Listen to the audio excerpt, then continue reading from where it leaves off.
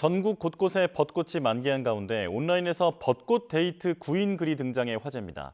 돈을 주고 같이 벚꽃을 보러 갈 사람을 구한다는 건데 이런 구인 글 법적으로 문제는 없는 걸까요? 김성수 변호사 알아보겠습니다. 어서 오십시오.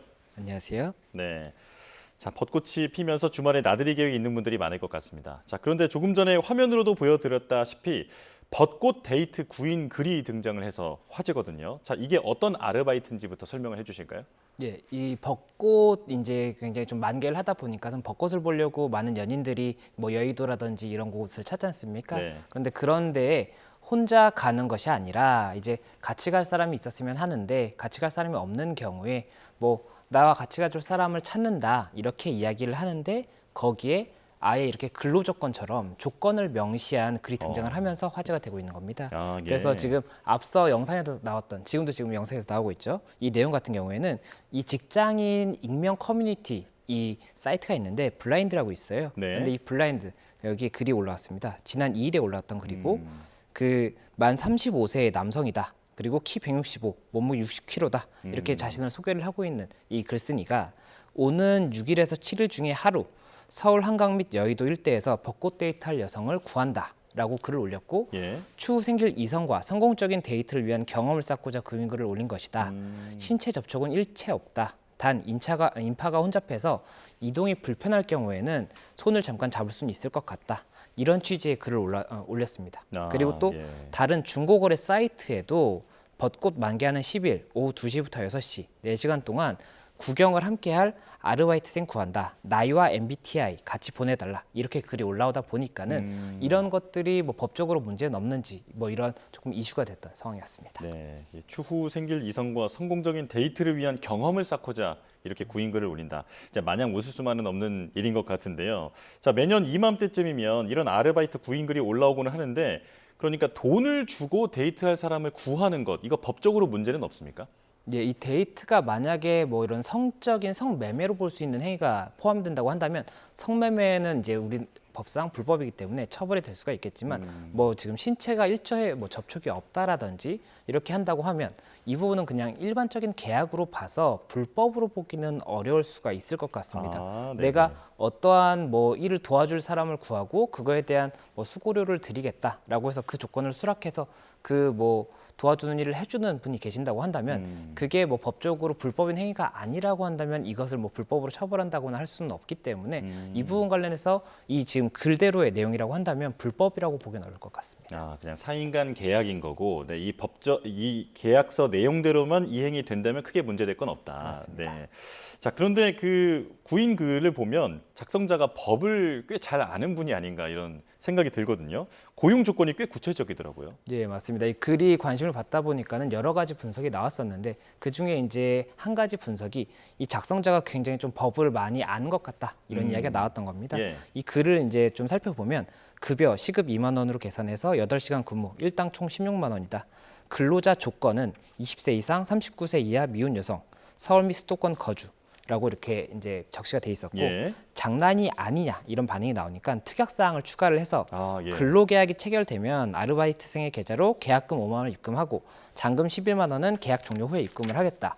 그리고 계약금 입금 이후에 계약을 파기한 경우에는 민법 398조 그리고 동법 565조에 의거해서 배액 배상을 파기 상대방에게 계약 파기의 23시 59분까지 입금한다. 이렇게 이제 내용이 적시가 되어 있는데 이 민법 그리고 또다시 민법을 이제 언급할 때 동법이라고 표현을 한다든지 이 뭐 언제까지 파기하면 그에 대한 대가를 언제까지 지급한다든지 이런 부분은 계약 조건을 정할 때 굉장히 중요한 부분이고 네. 법을 조금 가볍게 아시는 분들 같은 경우도 좀 많이 간과할 수가 있는 부분인데 예. 이런 부분까지도 굉장히 좀 구체적으로 명시가 되어 있다 보니까는 법을 잘 아는 사람이 작성한 것이 아니냐 이런 추측이 나오는 상황입니다. 아, 법조계 분이 아닌가 이런 합리적인 의심이 드는데, 자, 이렇게 구체적인 조항을 근거로 계약서를 쓴다면 조금 전에는 이제 사인 간의 계약 관계에는 성립한다 말씀을 하셨지만 혹시 근로 관계로도 볼 수 있습니까? 예, 이게 근데 저도 글을 보면서 법을 잘 아시는 분인지 조금 조금 헷갈렸던 부분이 있던 게 네. 뭐 근로조건이라든지 이런 표현을 썼다라고 하면 이 근로계약으로 지금 글을 작성한 것이냐가 쟁점이 될 수가 있는데 네. 근로계약으로 보기는 어려울 것 같거든요. 이분이 뭐 사업주로 볼 수도 없을 것 같은데다가 근로계약 같은 경우에는 뭐 이제 근로기준법에 따른 뭐 여러 가지 제약이 있을 수가 있는데 그 작성의 취지나 이런 걸 봤을 때는 근로계약을 체결하고자 하는 것은 아닌 것으로 보이기 때문에 네. 이걸로 이렇게 조금 혼재돼서 사용을 하는 것 자체가 법을 또 정확히 아시는 분은 아닌가 이런 의문이 좀 드는 부분이 있었고 네. 이게 근로계약이 아니냐 맞냐에 대해서 조금 논쟁이 있었지만 제가 내용을 봤을 때는 근로계약으로 보기보다는 일반의 이제 사적인 계약으로 볼 수가 있는 것이고 저희가 뭐 저희끼리도 지금 계약을 할 수가 있는 거지 않습니까? 네. 제가 뭐 해주시면은 뭘 뭐 해드리겠습니다. 이렇게 하면 이것도 계약인 거거든요. 그것처럼 일반적인 계약으로는 볼 수 있겠지만 근로계약으로 보기는 조금 어렵다 이렇게 보입니다. 네. 자, 그리고 이런 구인 글이 크게 주목을 받았던 게 어떤 범죄 우려 때문에 또 이제 주목을 받은 면도 있을 것 같은데 성범죄라든지 이런 범죄로 이어질 가능성은 없겠습니까? 예, 사실 가장 염려가 되는 부분은 이렇게 만남을 가진 다음에 뭐 어떠한 상황에 따라서는 성적인 접촉이 있을 수가 있는 것이고 이렇게 되면 뭐 강제추행이라든지 여러 가지 이제 범죄로 번질 수가 있는 부분이 있습니다. 그렇기 때문에 이 지원을 하시는 입장에서 조심하셔야 될 부분은 혹시나 다른 목적은 있는지를 살펴봐야 되는 것이고 네. 이 지원 과정에서 개인의 인적사항을 굉장히 자세하게 보내게 되면 이 인적사항이 노출됨으로 인한 피해가 발생할 수가 있거든요. 그래서 그런 부분에 대해서도 주의가 필요하고 또 이 글을 게시하는 입장에서도 내가 정말로 데이트할 사람을 이제 뭐 찾고자 했던 것이었는데 이와 관련해서 또 다른 불미스러운 일이 발생할 수도 있는 거기 때문에 네. 서로 간에 좀 주의가 필요하지 않나 생각이 되고 이런 부분 글을 올릴 때라든지 실제로 뭐 데이트를 하는 과정에 있어서도 굉장히 조금 주의가 많이 필요한 부분이 아닌가 생각이 됩니다. 네. 정리하자면 불법은 아니지만 서로 조심해야 한다. 네, 이렇게 정리를 할 수 있겠습니다. 자, 이제 다음 주제로 넘어가겠습니다. 종교적 신념을 이유로 면접을 거부했던 로스쿨 수험생에 대한 대법원의 판단이 나왔는데 이게 몇 년 동안 한쪽이 이겼다가 또 한쪽이 이겼다가 이렇게 반복이 됐더라고요. 쟁점부터 정리를 해주실까요? 예. 이게 1심에서 말씀 주셨던 것처럼 1심에서는 이제 학교 측이 승소를 했었고 이제 항소심에서는 이 수험생 측이 이제 승소를 했던 부분인데 이 수험생 임 씨라는 분이 2019년 7월에 이 법학 적성 시험 리트 시험을 보고 전남대 법학전문대학원에 지원을 했습니다. 네. 그리고 이제 면접 일정이 잡혔는데 토요일 오전으로 잡힌 거예요. 그런데 이 수험생 같은 경우에 이 종교에서 안식일을 정하고 있고 이게 금요일 일몰부터 토요일 일몰까지 이때는 이 세속적인 행위를 금지하고 있거든요. 예. 그렇다 보니까는 이 면접을 토요일 오전에 지정을 하면 세속적 행위를 금지하기 때문에 참여를 할 수가 없어서 이 시간을 일몰 다음으로 변경해 달라라고 했는데 학교 측에서 변경을 해주지 않아서 일단 한 차례 이 학교에 불합격을 했었고 네. 그 다음에 2020년 10월에 다시 한번 또 시험을 치른 다음에 재차 이제 그 서류 합격을 하고 면접 일정이 잡혔는데 네. 또다시 토요일 오전으로 잡힌 겁니다. 그렇다 보니까는 이 수험생이 국가인권위에 구제 요청을 진정을 하고 그리고 나서 내가 이러한 사정 때문에 토요일 일몰 이후에 면접을 진행해 달라 다시 한번 요청을 했는데도 또다시 거부당하고 또 다시 불합격이 됐거든요. 면접으로 예. 오지 않았기 때문에. 그렇다 보니까는 이 부분 관련 소송이 진행이 됐는데 이 쟁점이 이 학교 측에서는 전형 결과에 문제를 제기할 때, 그러니까 이 수험생이 이의 신청 제도를 통해서 일단은 문제를 제기하려고 했는데 이 이의 신청 같은 경우에는 전형의 결과에 대한 부분에 대한 문제 제기 방식인 거지 네. 이 전형의 방식에 대한 문제 제기가 아니기 때문에 이의 신청은 적합하지 않다라는 주장을 하나 했었고 그리고 이 불합격을 내리게 된 게 결국 면접을 오지 않았기 때문이지 않습니까? 네. 그리고 면접을 오지 않은 것은 그 일정을 변경해 주지 않은 것인데 이 부분도 뭐 다른 수험생들과의 뭐 이런 조금 비례를 감안을 했을 때는 부당한 판단이 아니었다라고 이제 주장을 하면서 불합격 처분이 정당하다 이렇게 주장을 했던 것이고 수험생 측에서는 이 부분이 종교의 양심, 뭐 종교의 자유라든지 이런 부분을 제한하는 부분이라고 볼 수가 있고 또 이제 평등의 원칙이라든지 비례의 원칙에 반하는 이런 처분이기 때문에 이 부분 불합격 처분은 취소돼야 된다. 이렇게 쟁점이 됐던 부분입니다. 그렇군요.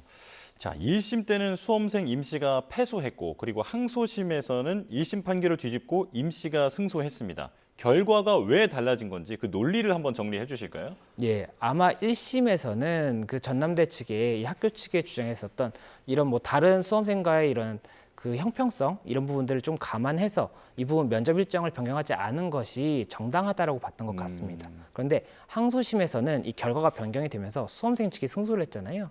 이 수험생 측이 주장했었던 이 뭐 비례의 원칙이라든지 평등의 원칙 그리고 종교의 자유의 침해다 이 부분 주장이 받아들여졌던 것으로 보이고 이 중에 굉장히 조금 중요했던 논리가 이 자필 시험 같은 경우에 저희가 이런 서류 전형 시험 같은 경우에는 동시에 진행을 해야 돼요. 그렇지 네. 않으면 뭐 컨닝이라든지 여러 가지 문제가 발생할 수 있지 않습니까? 그렇기 때문에 그 부분은 동시에 진행하는 것이 정당하다고 하더라도 면접 같은 경우에는 시간차를 두고 한다고 해서 그 부분이 문제가 되기는 어렵다라고 본 거거든요. 실제로도 뭐 저희가 면접을 보러 가면 오전 9시 한 팀, 오전 9시 15분 한 팀 시간차가 어차피 있기 때문에 네. 이 부분 변경을 해주지 않은 것은 조금 과도한 침해가 아니냐라고 해서 이 면접 시간 변경을 해주지 않은 것 자체가 불법이라고 봤던 것이고 그리고 이의 신청 제도가 그 면접 결과에 대해서만 이의를 하는 부분이다라고 했던 것도 항소심에서는 일단 그 부분도 부당하다라고 판단을 해서 네. 일단 수험생 측에 손을 들어줬던 그런 상황이었습니다. 아, 예. 좀 말씀을 듣다 보니까 궁금해지는 게 그렇다면 이런 로스쿨 같은 거 말고 다른 대기업이나 이런 입사 시험 때도 만약 비슷한 논리를 가지고 문제를 제기한다면 받아들여질 수도 있을 거라고 보십니까? 이게 상황마다 다를 수가 있는 게 지금 이 전남대 같은 경우에는 국립대학교다 보니까는 또 이 처분에 대해서 더 아무래도 국립대니까 더 많은 좀 보호가 필요한 부분이 있었다라고 본 게 있는 것 같고 예. 이제 사기업 같은 경우에는 그 사기업이 어디까지 보호해줘야 되는지에 대해서도 조금은 달리 볼 수가 있는 부분이 있는데 아, 네. 뭐 면접 과정에서 뭐 장애를 이유로 해서 불합격한 그런 경우에도 지금 취소가 됐던 사례가 있었기 때문에 네. 그 부분은 어떻게 볼지는 봐야 될 것 같습니다. 종교의 자유 같은 경우에도 사기업도 보호가 될 수 있는지 이런 부분을 봐야 되는 것 같고 그리고 지금 면접 같은 경우는 시간차를 둬도 문제가 없다라고 봐서 일단은 인정이 됐던 거지 않습니까? 아, 예. 그런데 이게 동시에 진행해야 되는 시험이었다라고 한다면 그건 또 결과가 다를 수가 있기 때문에 그 부분도 저희가 일괄해서 말하기는 좀 어려운 것 같습니다. 그렇군요.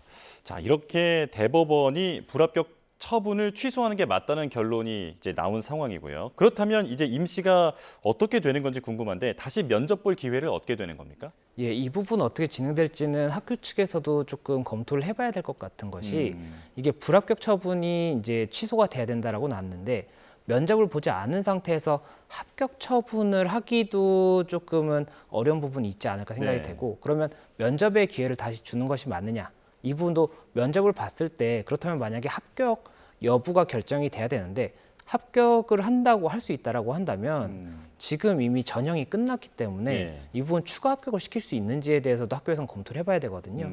그래서 여러 가지 조금 고민이 될 것으로 보이고 예. 이와 별도로 만약에 이 처분 자체가 위법하기 때문에 이 수험생이 손해를 본 부분이 있다고 한다면 이 부분 손해배상 청구는 또 할 수가 있을 거예요. 아, 그래서 네네. 손해배상 청구는 진행이 될 여지가 조금 있어 보이고 다만 학교에서 이걸 합격 처분으로 바로 변경할 수 있는지에 대해서는 학교 측에서 조금 고민을 해봐야 되지 않나 생각이 됩니다. 아, 이게 뭐 어떤 법적인 강제를 한다기보다는 학교와 그 수험생 간의 합의를 통해서 해결할 문제다 이렇게 볼 수 있을까요? 그렇기보다는 행정처분 자체가 취소가 됐을 때 이 취소의 효과에 대해서 법리적으로 어떻게 봐야 되는지에 대한 해석이 필요한 부분이고 자, 그러니까 조금 전에 했던 얘기는 이제 대법원 판결까지 나온 이후에 이 상황에서 학교와 임 씨 간의 이제 소통이 좀 필요한 상황이다. 네, 이렇게 정리를 하면 될 것 같고요. 자, 마지막 질문을 드리겠습니다.